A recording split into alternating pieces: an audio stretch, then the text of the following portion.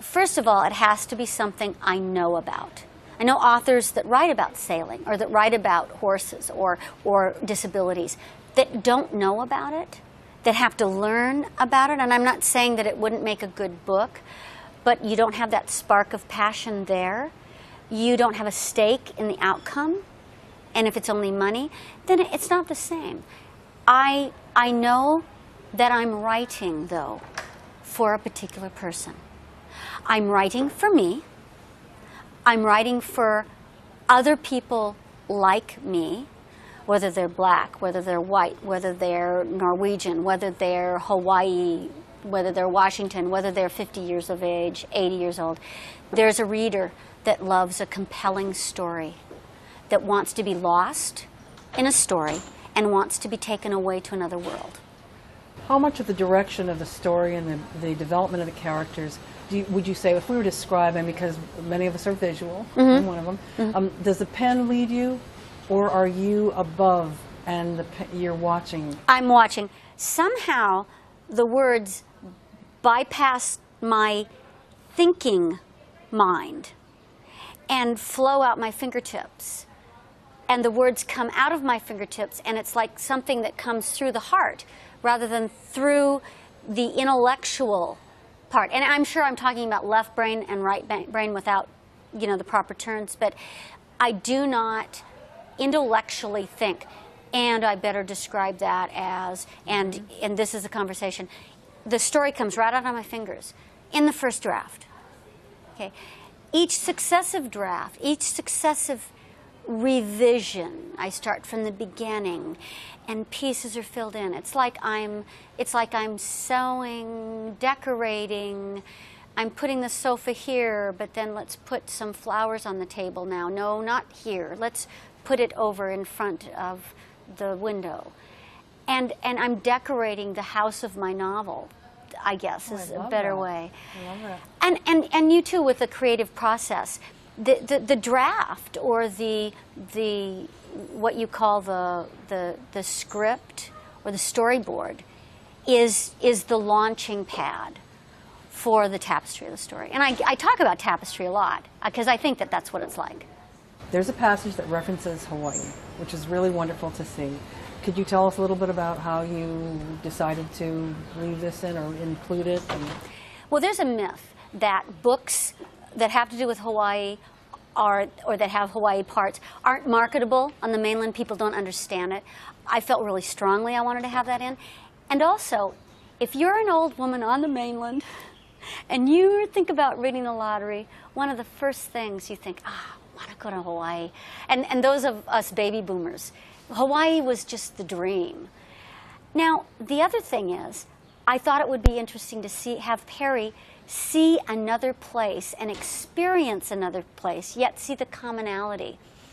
And I enjoyed being able to have him say, you know, this guy, his name is, you know, Francisco. You know, it's like San Francisco, but not. And he looks just like Gary, except for he has lots of hair, and he's dark, and he's short, and he's fat, and he's got brown eyes instead of blue eyes. And then ultimately, Perry gets to the end where you realize, well, he doesn't look at all like his friend Gary at all.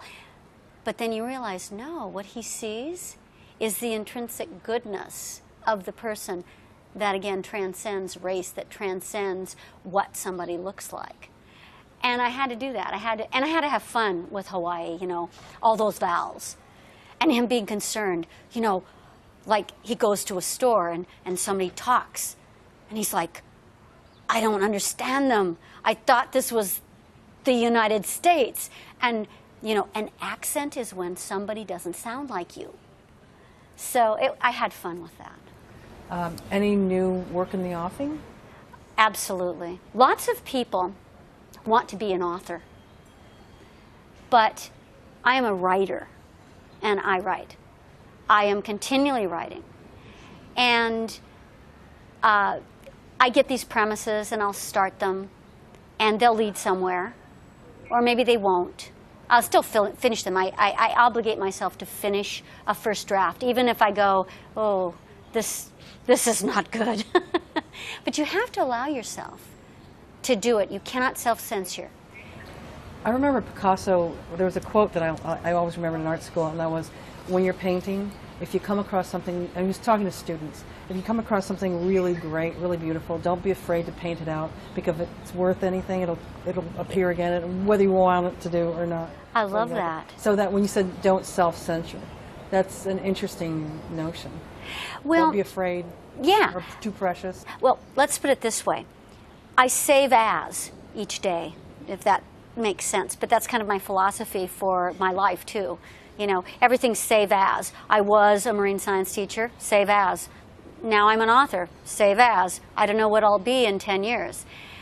But in my work, you know, it's there. It's in my mind. It's on the paper. But maybe it's not appropriate in that chapter. That's fine. I'll take it out. And you're right. If it's meant to be in, it'll come back in. I mean, I have favorite parts. You know, I'm sure you're the same way, where you have to let things sit, and then you reread them. And most of the time, you're surprised. You say, "Did I say? I don't remember writing that. I don't remember saying that." One of my all-time favorite parts in the book, my very favorite. People ask me this question, what's your very favorite? My very favorite is after his grandmother died, and he's bereft. He's simply bereft. And he is at the Handy Mart that he always went with her, and he's talking to the young woman, Cherry, that he's just, you know, he just adores her. You know, it's his crush. And he looks at her, and he talks with her, and she tells him about her tattoos, you know, all over. And he describes the tattoos, and the one around her ankle is close to the bone. And he says, losing Graham is close to the bone. And that's what you look for, to allow someone who is considered cognitively challenged, able to articulate pain in a very profound way.